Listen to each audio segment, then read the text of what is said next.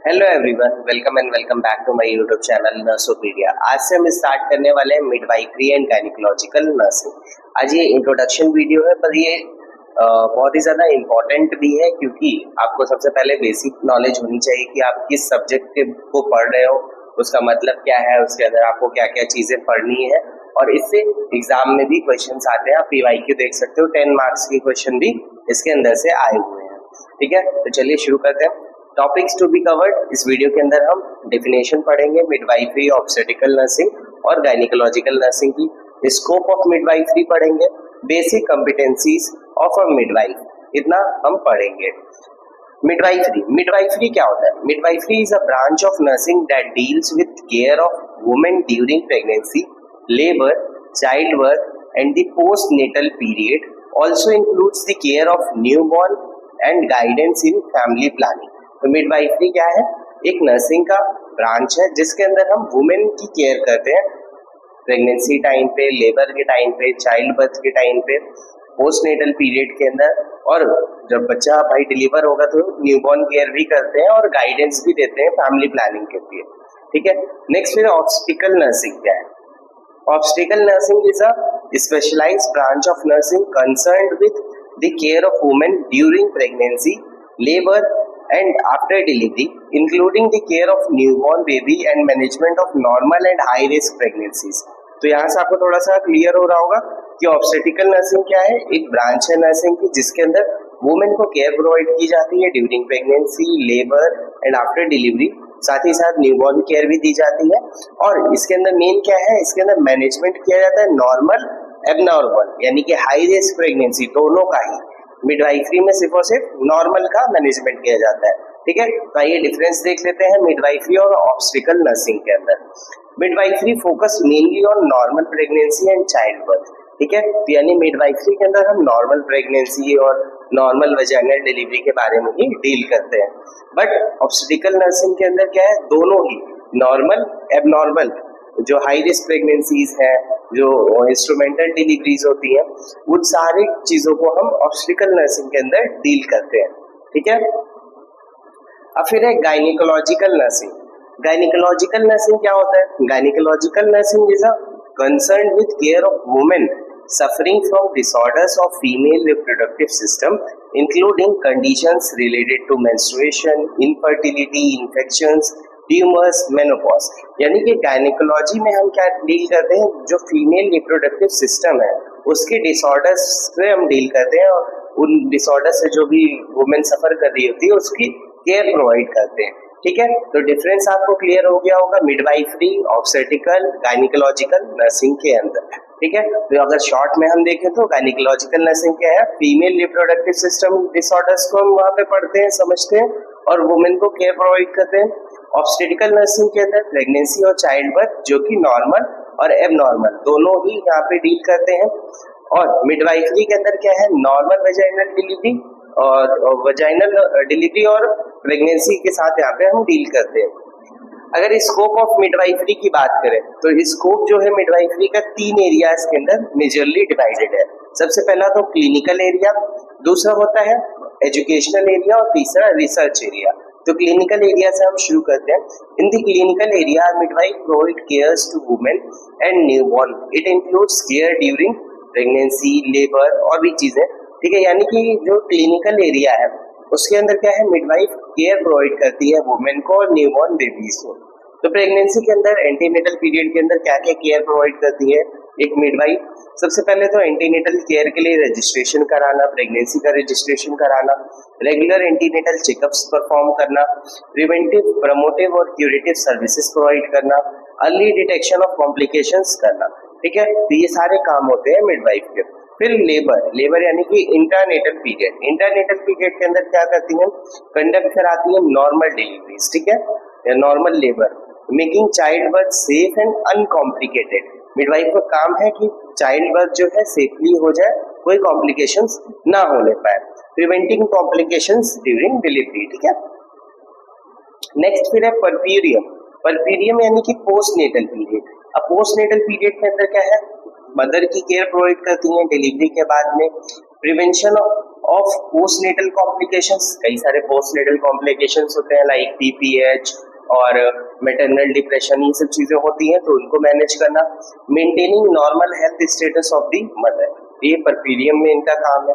फिर अब newborn care में क्या क्या काम होता है एक मिडवाइफ का, immediate care after birth, birth के बाद इमीडिएट केयर, जो भी चीजें हैं suctioning, umbilical cord clamping, cutting, और जो भी बच्चे को क्लीन करना, उसका टेम्परेचर मेंटेन करना, ये सारा इमीडिएट केयर जो है वो परफॉर्म करना। Maintaining normal health of newborn, early identification of neonatal problems, prevention and management of complications, यानी कि कोई भी कॉम्प्लिकेशन होने से पहले हमें उसे प्रिवेंट करना है, और अगर हो रही है तो उसे जल्दी से आइडेंटिफाई करते हुए और उसको मैनेज करना है। अगर कॉम्प्लिकेटेड केसेस हैं तो उनको रेफर करना है हायर सेंटर्स पे।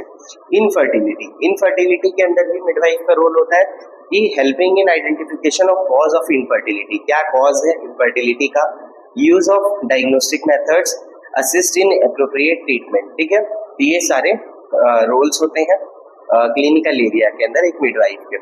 अब फिर है एजुकेशनल एरिया, एजुकेशनल एरिया के अंदर क्या है, in educational field the midwife work as a teacher and counsellor, it includes, ठीक है, यानी कि एजुकेशनल एरिया के अंदर एक मिडवाइफ को टीचर की तरह, काउंसलर की तरह काम करना होता है। उसके अंदर वो प्री कंसेप्शनल काउंसलिंग प्रोवाइड करती है, यानी कि कंसेप्शन होने से पहले, प्रेगनेंसी होने से पहले जो है हेल्थ एजुकेशन देना वुमेन्स को, फैमिली को, teaching care of mother and newborn, यानी कि फैमिली को बताना कि कैसे आप बच्चे और माँ की दोनों की देखभाल कर सकते हो। एंटीनेटल एजुकेशन देना, क्या खाना है, कितना सप्लीमेंट्स लेना है, एक्सरसाइज कैसे करना, ये सारी चीजों के बारे में एजुकेशन करना। पेरेंटिंग एजुकेशन देना, teaching related to gynaecology, family planning and child care, ठीक है, फैमिली प्लानिंग के बारे में भी बताना, कितना मिनिमम एज गैप होना चाहिए दो चाइल्ड्स के अंदर, ये सारी चीजें बताना।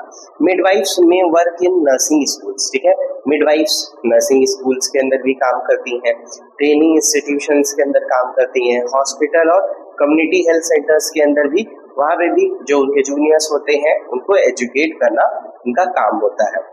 नेक्स्ट फिर है research area, in the research field midwives help in improving the quality of maternal and neonatal care.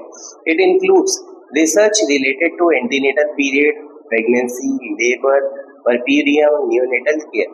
तो रिसर्च फील्ड में मिडवाइफ का क्या काम है कि जो भी हम क्वालिटी केयर प्रोवाइड करते हैं मैटरनल और न्यूबॉर्न को, तो उसे हम कैसे इम्प्रूव कर सकते हैं, उसके अंदर हमें रिसर्च करनी होती है।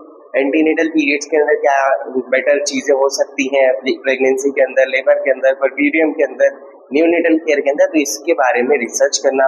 Improving maternal and neonatal health services, finding better methods of care through research, ठीक है, और बेटर मेथड्स को फाइंड आउट करना रिसर्च के थ्रू। अब है basic competencies of midwife.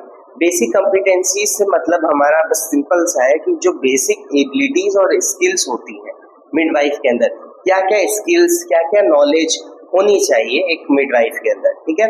Midwife should have knowledge of health determinants, यानी कि हेल्थ के कितने सारे डिटर्मिनेंट्स होते हैं, उनका क्या इम्पैक्ट पड़ता है, इसके बारे में नॉलेज होनी चाहिए। Principle of community based primary care, primary care कैसे प्रोवाइड करनी है कम्युनिटी के अंदर। प्रिंसिपल्स ऑफ एपिडेमोलॉजी पता होने चाहिए। Cause of maternal mortality and morbidity और causes of neonatal mortality and morbidity, इनके बारे में जब पता होगा तभी तो वो इसको इम्प्रूव कर पाएंगी। Principles and methods of health education, ठीक है, कैसे कैसे हम हेल्थ एजुकेशन प्रोवाइड कर सकते हैं, उनके मेथड्स को और प्रिंसिपल्स के बारे में पता होना चाहिए। Sexual development and sexual activity के बारे में पता होना चाहिए कि कैसे कैसे डेवलपमेंट होता है। हेल्थ असेसमेंट टेक्निक्स के बारे में पता होना चाहिए ताकि वो हेल्थ को अच्छे से असेस कर पाए। फिजियोलॉजिकल चेंजेस ड्यूरिंग प्रेगनेंसी, क्योंकि बहुत सारी मदर्स को कंफ्यूजन होता है कि अरे मेरे अंदर ये सारे चेंजेस हो रहे हैं, तो उन्हें समझाना कि हाँ ये जो चेंजेस हैं ये नॉर्मल है और ये रिवर्सिबल है, यानी कि प्रेगनेंसी जैसे ही खत्म होगी उसके बाद ये वापस से आप नॉर्मल स्टेट में चले जाएंगे। एंटीनेटल और इंटरनेटल एंड पोस्टनेटल केयर, ठीक है, ये तो मैंडेटरी है। नॉर्मल और एबनॉर्मल लेबर के बारे में उनको पता होना चाहिए, उनके कॉम्प्लिकेशंस क्या क्या हो सकते हैं, कैसे मैनेज करना है। कॉम्प्लिकेशंस ऑफ पुerperium एंड प्रेगनेंसीज, इनके बारे में पता होनी चाहिए। हाई रिस्क प्रेगनेंसीज क्या क्या होती है, उनको कैसे मैनेज करना है, हाई रिस्क प्रेगनेंसीज क्या होती हैं, हम डिटेल में पढ़ने वाले हैं आगे। ये तो आज बस बेसिक सा एक इंट्रोडक्शन है कि हाँ यहाँ पे क्या क्या चीजें हैं, आप एक बार नाम सुन लो, फिर उसके बाद हम तो इसको काफी डिटेल में समझेंगे। Various obstetric operations like forceps delivery, episiotomy, LSCS, suction delivery, इनके बारे में नॉलेज होनी चाहिए, उनकी स्किल्स होनी चाहिए कि कैसे परफॉर्म करना है at the time of labour. Various family planning methods के बारे में पता होनी चाहिए ताकि वो जो भी कम्युनिटी है वहाँ पे जाके एक्सप्लेन कर पाए, उसके एडवांटेजेस डिसएडवांटेजेस सब कुछ पता होना चाहिए। Various drugs used in midwifery, कौन कौन सी ड्रग्स यूज होती हैं, उनके साइड इफेक्ट्स, एक्शन, ये सब चीज के बारे में पता होना चाहिए। एंटीडोट्स भी पता होने चाहिए, तो ड्रग्स की कंप्लीट नॉलेज होनी चाहिए। Ethical and legal aspects of midwifery, इसके बारे में भी नॉलेज होनी चाहिए।